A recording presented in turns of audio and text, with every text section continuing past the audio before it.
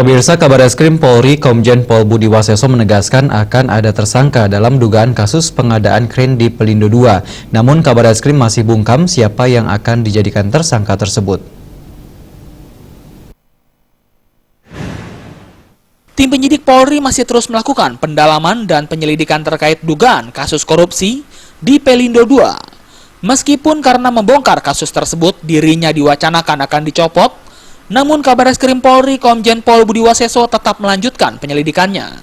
Hingga kini Bareskrim sudah memeriksa beberapa saksi dari Pelindo, di antaranya direktur di beberapa wilayah pelabuhan, teknisi, dan 2 orang saksi ahli.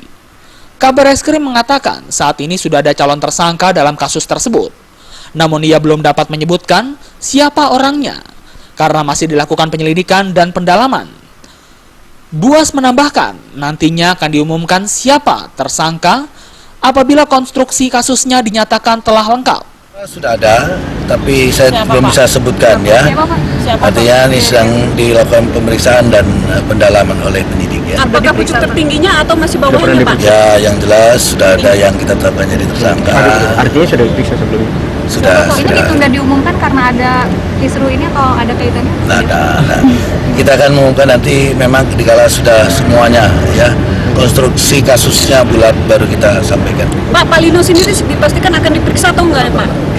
Kita tidak bisa berbuat berandai-andai atau nantilah dalam proses perjalanan penyidikan ini baru kita bisa lihat nanti. Disinggung apakah Direktur Utama Pelindo II Ergelino akan diperiksa juga, Buas menyatakan dirinya tidak dapat berandai-andai. Namun apabila diperlukan keterangan tambahan dalam penyelidikan, tidak menutup kemungkinan RJ Lino akan diperiksa oleh penyidik Bareskrim Polri. Dari Jakarta, Hendri Fajaryadi melaporkan.